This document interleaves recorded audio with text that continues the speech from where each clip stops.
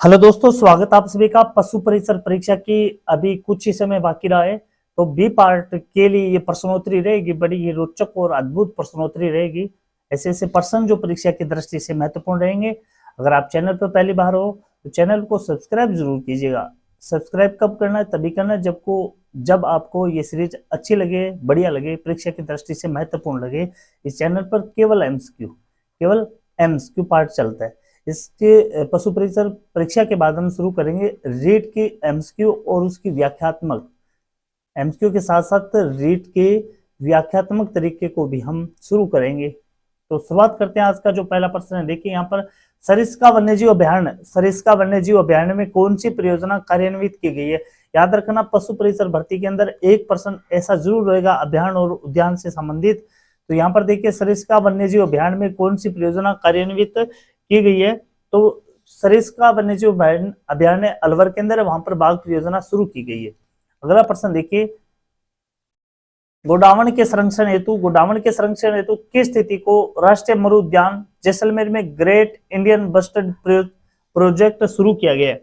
तो ये प्रोजेक्ट शुरू किया गया 5 जून 2013 को। 5 जून 2013 को। अगला प्रश्न, निम्न में से कौन सा अंग द्वितीयक श्वसन अंग होता है? निम्न में से कौन सा अंग द्वितीयक श्वसन अंग होता है? तो मुख उत्तर है इसका। मुख है वो द्वितीय श्वसन अंग होता है। दुग्ध उत्पादन बढ़ाने के लिए गाय को क्या दिया जाता है? तो गाय को दिया जाता है प्रोलेक्टिन। ये गाय को दूध बढ़ाने के लिए दिया जाता है। अगला प्रश्न देखिए, कौन राजस्थान में गिद्ध संरक्षण के लिए अनुसंधान कार्य कर रहा है? गिद्ध संरक्षण के लिए अनुसंधान कार्य कर रहे हैं दाऊलाल बोहरा जी। अगला प्रश्न, गुहिंडी राष्ट्रीय उद्यान कहां पर स्थित है? गुहिंडी राष्ट्रीय उद्यान है ये चेन्नई में स्थित है। उत्तर है इसका सी, चेन्नई। अगला प्रश्न, सामान्य दूध की पीएच मान होता है, सामान्य दूध का पीएच मान कितना होता है? तो सामान्य दूध का पीएच मान होता है वो 7 से कम होता है। 7 से कम होता है। औपनिवेशिक शासन से पूर्व मासाई लैंड का उत्तरी इलाका कीनिया किससे संबंधित था? कहां तक फैला हुआ था? ये कीनिया, ये तंजानिया तक फैला हुआ था। उत्तर है इसका ए, तंजानिया। याद रखिए, चारावाय समुदाय और चारावाय क्षेत्र के बारे में 2 या 3 प्रश्न जरूर आएंगे पशु परिसर के अंदर। चारावाय और चारावाय समुदाय के बारे में 2 से 3 प्रश्न जरूर आएंगे। अगला प्रश्न देखिए, क्रीम निकालने हेतु दूध का तापक्रम कितने डिग्री सेल्सियस होना चाहिए? तो क्रीम निकालने के लिए दूध का तापक्रम होना चाहिए 30 degree centigrade, 30 degree Celsius. Maasai शब्द का अर्थ क्या है? मासाई शब्द का अर्थ क्या है? तो मासाई का अर्थ है मेरे लोग से। उत्तर है इसका ए, मेरे लोग। अगला प्रश्न देखिए, गुज्जर बकरवाल किस क्षेत्र से संबंधित पशुपालक है? ये जम्मू कश्मीर के पशुपालक है, जम्मू कश्मीर के गुज्जर बकरवाल। अगला प्रश्न, प्लाई माउथ रोक नस्ल मुर्गी किस वर्ग की है? प्लाई माउथ रोक नस्ल मुर्गी है ये अमेरिकन वर्ग में आती है। उत्तर है इसका भी अमेरिकन। विशेष रूप से मांस के लिए पाले जाने वाले कुक्कुट पक्षी कहलाते हैं। तो ये ब्रायलर होते हैं। जो मांस के लिए पाले जाते हैं वो ब्रायलर होते हैं, जो अंडे के लिए पाले जाते हैं वो लेयर्स होते हैं। अगला प्रश्न देखिए, ब्रीडिंग मैनेजमेंट के अंतर्गत सम्मिलित होते हैं उचित विधि द्वारा ज्ञापन करना, प्रजनन से संबंधित समस्याओं का समाधान करना, उचित समय पर ज्ञापन करना, ये ब्रीडिंग मैनेजमेंट का काम होता है। उत्तर है इसका डी। प्रश्न नंबर अगला देखिए, सर्दियों में पोल्ट्री फार्मिंग पक्षियों के लिए कौन सी विटामिन की कमी मुख्य समस्या है? पोल्ट्री फार्मिंग के पक्षियों के लिए सर्दियों के अंदर विटामिन डी की सबसे बड़ी कमी होती है, विटामिन डी की। अगला प्रश्न, भैंस की नस्ल का नाम नीली रावी एक नस्ल है, नीली रावी क्यों रखा गया? तो कारण क्या है इसके पीछे? कारण है कि ये सतलज नदी के कारण इसका नाम है, ये नीली रावी रखा गया। सतलज नदी के आसपास इसका उद्गम क्षेत्र माना जाता है नीली रावी का, और सतलज नदी का पानी नीला दिखता है, इस कारण इसका नाम नीली रावी रखा गया। हालांकि भैंस का रंग नीला नहीं होता इसके अंदर, और पूंछ जमीन को छूते नीली भी नहीं होती, और इस स्थान का मूल स्थान नील नदी भी नहीं है, सतलज नदी के आसपास इसका मूल स्थान है, और उसी के आधार पर इनका नाम रखा गया नीली रावी। अगला प्रश्न देखिए, निम्नलिखित में से कौन सी विशेषता ब्रायलर की नहीं है? कौन सी विशेषता ब्रायलर की नहीं है? तो ब्रायलर मुर्गियां आमतौर पर मादा नहीं होती, आमतौर पर ये नर पक्षी पाली जाती है मांस के लिए, नर पक्षी पाले जाते हैं मांस के लिए, और मादा पाली जाती है अंडे के लिए। तो अंडे के लिए जो मुर्गी पाली जाती है वो लेयर्स मुर्गी होती है। वो कौन सी होती है? वो लेयर्स मुर्गी होती है। तो उत्तर है इसके अंदर ए।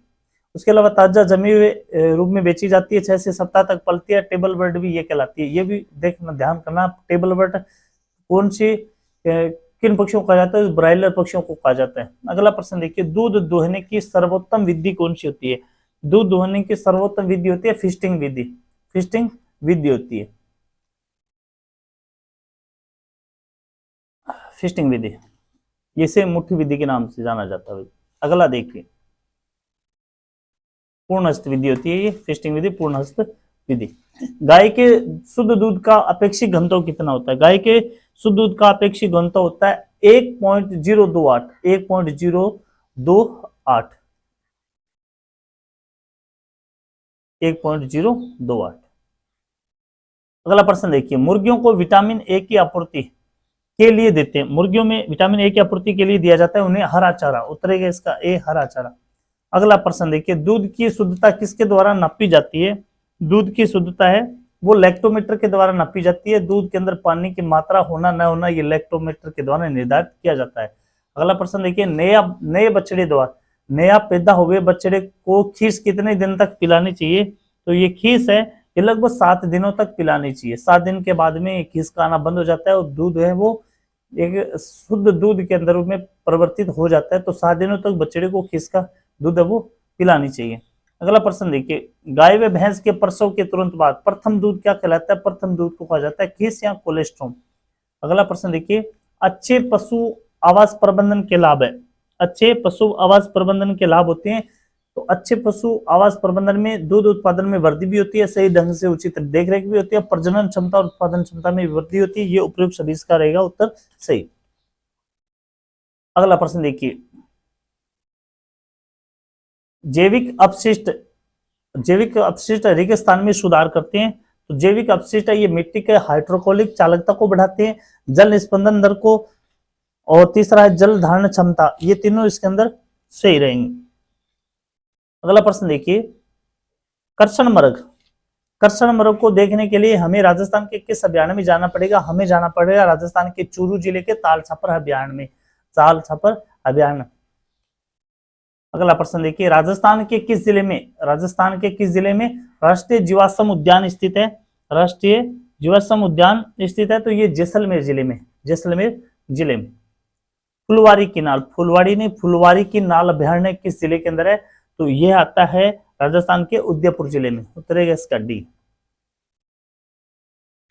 अगला प्रश्न देखिए, साधारणतः घी में सेपोनिफिकेशन मान किससे कम नहीं होना चाहिए?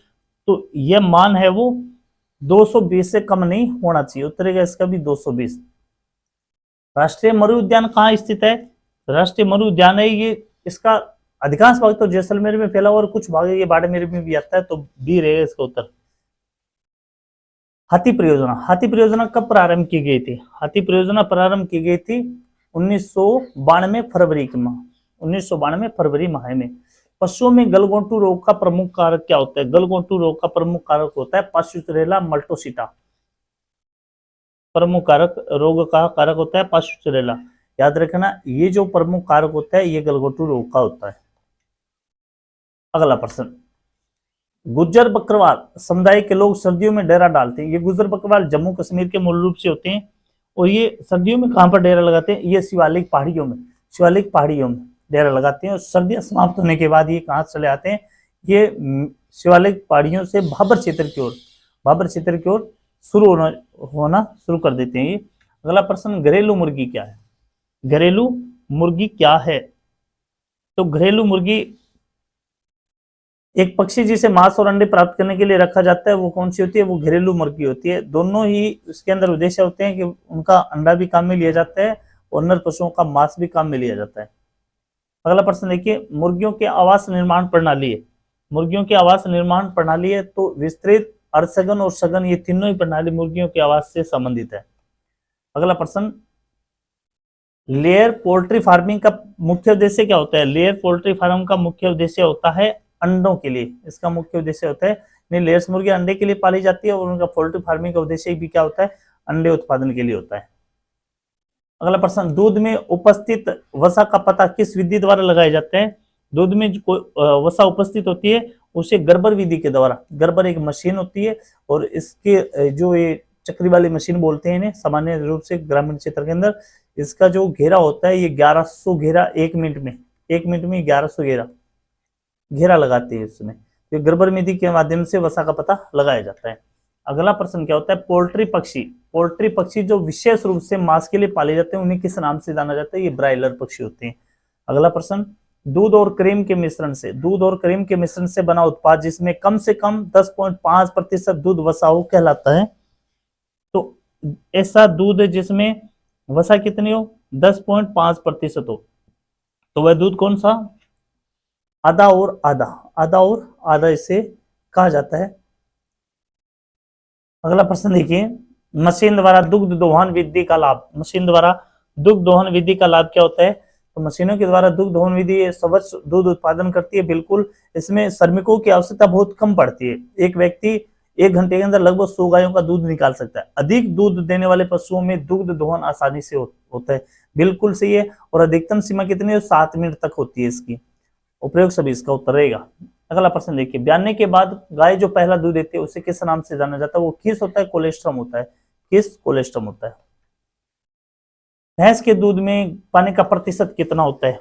बढ़िया प्रश्न है ये। भैंस के दूध में पानी का प्रतिशत लगभग होता है तो 86.5 से 87.5% के मध्य होता है। यहाँ पर ऑप्शन देखिए 87, लगभग 87 से 90 भी। अगला प्रश्न देखिए, कोलेस्ट्रम में सामान्यतः दूध की तुलना में किस पोषक तत्व का प्रतिशत अधिक होता है? तो कोलेस्ट्रम के अंदर है पोषक तत्व, प्रोटीन भी अधिक होते हैं, खनिज भी होते हैं और विटामिन ए सबसे ज्यादा पाया जाता है इस कोलेस्ट्रम के अंदर, बी रहेगा इसका उत्तर। अगला प्रश्न देखिए, पशुओं के लिए आवास बनाते समय धात्विय बिंदु है, याद रखने वाले बिंदु कौन कौन से है जब पशुओं के आवास बनाए जाते हैं? तो पशु आवास हवादार और आरामदायक होना चाहिए, मौसम की विषम परिस्थितियों से भी बचाव हो सके ऐसे आवास होना चाहिए, पशुओं को जंगली जानवरों और चोर से बचाव हो सके ऐसे भी होने चाहिए। तो प्रयोग सभी इसका उत्तर रहेगा। पशु प्रबंधन के अंतर्गत जैविक अपशिष्टों में सम्मिलित है, पशु प्रबंधन के अंतर्गत जैविक अपशिष्टों में सम्मिलित है, तो इसमें बाल, खुर और गोबर ये तीनों ही अपशिष्ट के अंदर आते हैं। उपयुक्त सभी। अगला प्रश्न देखिए, गौशाला की व्यवस्था हेतु प्रयुक्त कीटनाशक कौन से होते हैं? गौशाला के फर्श की सफाई किससे की जाती है? तो वो की जाती है डीडीटी, डीडीटी करेगा इसका सी, यहाँ पर ये बी के अंदर।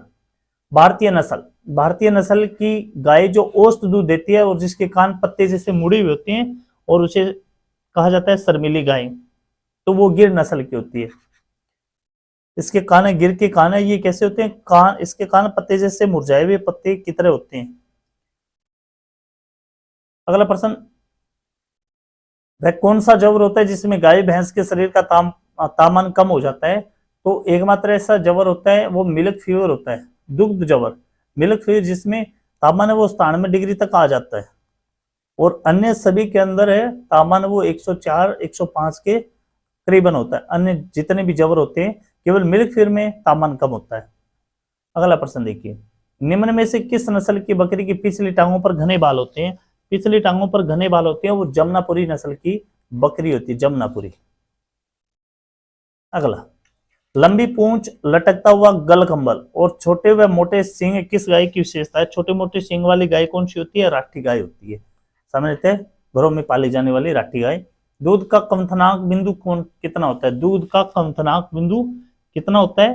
तो कमथनाक बिंदु दूध का होता है 100.15 डिग्री सेल्सियस, 100.15 डिग्री सेंटीग्रेड।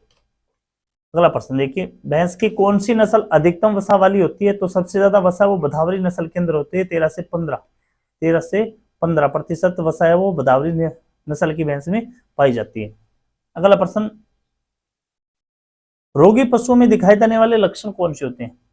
रोगी पशुओं में दिखाई देने वाले लक्षण कौन से होते हैं? तो रोगी पशु होता है वो खाना पीना कम कर देता है, बंद भी कर देता है, उसकी त्वचा और बाल क्या हो जाते हैं? सख्त और रुखे हो जाते हैं, पशु सुस्त रहता है और उसकी आंखें निस्तेज रहती है, मुरझाई भी रहती है, तो प्रयोग सही इसका उत्तर रहेगा। अगला प्रश्न, वे रोग जो एक साथ किसी राष्ट्र में पशुओं की विभिन्न जातियों को प्रभावित करते हैं कहलाते हैं। ऐसे रोग जो एक ही राष्ट्र में बहुत सारे पशुओं को, जैसे एक लंपी रोग आया था, विभिन्न जातियों को प्रभावित करते हैं, तो वो कौन से रोग होते हैं? वो पेंजुटिक रोग होते हैं, पेंजुटिक रोग होते हैं। पशुओं को आंतरिक परजीवी मारने के लिए कृमिनाशक दवा पिलानी चाहिए। आंतरिक परजीवी मारने के लिए कृमिनाशक दवा ये पिलानी चाहिए, ये वर्ष में 2 बार पिलानी चाहिए। कब? वर्ष में 2 बार। पशुओं में चिचड़ी बुखार का रोग कारक कौन सा होता है? तो चिचड़ी बुखार होती है एक प्रकार का प्रोटोजोआ रोग होता है, ये प्रोटोजोआ रोग होता है। अगला प्रश्न, निम्न में से किस रोग के लक्षण मुंह में छाले हो जाते हैं, आंख व नाक से पानी बहने लगता है? तो ऐसा कौन सा रोग होता है? तो जिसमें मुंह में छाले भी हो जाते हैं, आंख और नाक से पानी भी बहने लगता है, तो वो पशु प्लेग होता है। क्या होता है? पशु प्लेग रोग होता है। पशु का दायां फेफड़ा बाएं फेफड़े की तुलना में क्या होता है? दायां फेफड़ा बाएं फेफड़े की तुलना में बड़ा होता है। दायां फेफड़ा बाएं फेफड़े की तुलना में बड़ा होता है पशु के अंदर। मसूड़े किस प्रकार के ऊतकों से बने होते हैं? मसूड़े बने होते हैं घने तंतुमय ऊतकों से, घने तंतुमय ऊतकों से बने होते हैं मसूड़े। अगला प्रश्न देखिए, नेफ्रॉन संरचनात्मक और क्रियात्मक इकाई है। नेफ्रॉन संरचनात्मक और क्रियात्मक इकाई है वक्र की। उत्तरेगा इसका बी। कोशिका का शक्ति ग्रह, ये सामान्य सा प्रश्न है, सभी को आता होगा। कोशिका का शक्ति ग्रह किसे कहा जाता है? माइटोकॉन्ड्रिया को कहा जाता है। अगला प्रश्न देखिए, मुख्य गुहा में प्रमुख कार्य क्या है? मुख्य गुहा में प्रमुख कार्य होता है भोजन ग्रहण करना। प्रमुख कार्य होता है भोजन ग्रहण करना। अगला प्रश्न देखिए, भारतीय जंगली गधा अभयारण्य भारत के किस राज्य में स्थित है, जो अपने शुष्क और अर्धशुष्क आवास के लिए भी जाना जाता है? तो यह गुजरात में आता है। भारतीय जंगला गधा अभयारण्य गुजरात के अंदर आता है। अगला प्रश्न, निम्नलिखित में से कौन सा भारत में वन संरक्षण का प्राथमिक उद्देश्य नहीं है? उद्देश्य नहीं है पूछा गया, तो यहाँ पर क्या, वन संरक्षण का प्रमुख उद्देश्य जैव विविधता का संरक्षण करना, तो ही औद्योगिकरण या औद्योगिकरण को बढ़ावा देना, ये इसका प्रमुख उद्देश्य नहीं है। अगला प्रश्न देखिए, रोमंती पशुओं में अमाशय का प्रथम प्रकोष्ठ कहलाता है। अमाशय का प्रथम प्रकोष्ठ कहलाता है रुमेन। रोमंती पशुओं का अमाशय का प्रथम प्रकोष्ठ, प्रथम पेट, ये रुमेन कहलाता है। अगला प्रश्न, बेजात चरवाहा समुदाय। बेजात चरवाहा समुदाय किन देशों में पाया जाता है? तो ये पाया जाता है मिस्र और सूडान में। मिस्र और सूडान में। अगला प्रश्न देखिए, निम्न में से कौन सा रोग सांड द्वारा प्राकृतिक प्रजनन विधि द्वारा संचारित होता है? कौन सा रोग सांड द्वारा प्राकृतिक प्रजनन विधि द्वारा संचारित होता है? तो ये होता है ब्रुसेलोसिस। ये रोग होता है ब्रुसेलोसिस। अगला प्रश्न देखिए आप, अगला प्रश्न है कि गौशाला की स्थापना करते समय ध्यान रखने योग्य बात क्या है? गौशाला की स्थापना करते समय निर्माण स्थल वो ऊंचा होना चाहिए, बिल्कुल समतल होना चाहिए, पानी की सुगम निकासी होनी चाहिए, परिवहन सुविधा उपलब्ध होनी चाहिए, उपयोग सभी इसके कारण रहेंगे। अगला प्रश्न, निम्नलिखित में से कौन गाय की उच्च दूध उत्पादन प्रजाति है? गाय की ऐसी कौन सी नस्ल है निम्न में से जो गाय की उच्च दूध उत्पादन प्रजाति है? तो वो है होलिस्टीन गाय। वो होते हैं होलिस्टीन गाय, एक विदेशी नस्ल। हृदय पेशीजनक नहीं होता, हृदय पेशीजनक नहीं होता एनेलिडा में, एनेलिडा में। उत्तरेगा ए। अगला प्रश्न देखिए, मालपुरा नस्ल की भेड़े, मालपुरा नस्ल की भेड़े राजस्थान के किन जिलों में पाई जाती है?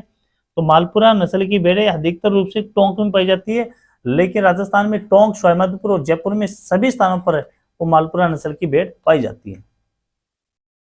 अगला प्रश्न देखिए, भेड़ की चोकला नस्ल राजस्थान के किन जिलों में प्रमुखता पाई जाती है? चोकला नस्ल की भेड़े हैं, ये राजस्थान के शेखावटी क्षेत्र में पाई जाती है। चूरू, सीकर, झुंझुनू, शेखावटी क्षेत्र में। काले रंग की पूंछ की स्विच किस नस्ल की भैंस की विशेषता है? काले रंग की पूंछ की स्विच गुच्छा होता है, ये मेहसाणा नस्ल की, मेहसाणा की प्रमुख विशेषता है। अगला प्रश्न देखिए, पशुओं के शेड को साफ करने के लिए, पशुओं के शेड को साफ करने के लिए पोटेशियम परमंगनेट के कितने प्रतिशत के घोल का प्रयोग किया जाता है? तो इसमें किया जाता है 1.5% का। अगला प्रश्न देखिए, मेटाबॉलिज्म संबंधित है, मेटाबॉलिज्म ये किससे संबंधित है? तो ये संबंधित है शरीर में होने वाले सभी रासायनिक प्रतिक्रियाएं होती है, सरल अणुओं से जटिल अणुओं का संश्लेषण होता है, उपचय और अपचय ये तीनों इसके अंदर आएंगे। किस उम्र में बछड़े को ब्रुसेलोसिस का टीका लगाया जाना चाहिए? ब्रुसेलोसिस का टीका लगाना चाहिए 2 से 6 महीने में। पशुओं में मुंह पक्का रोग का लक्षण क्या होता है? मुंह पक्का रोग का लक्षण होता है जुगाली में दिक्कत आती है, अधिक लार गिरती है, मुंह से दुर्गंध आती है, उपयुक्त सभी इसके लक्षण रहेंगे। अगला प्रश्न, दूध के माध्यम से मनुष्यों में फैलने वाली बीमारी कौन सी होती है? दूध के माध्यम से मनुष्यों के अंदर फैलती है टाइफाइड ज्वर, टाइफाइड बुखार।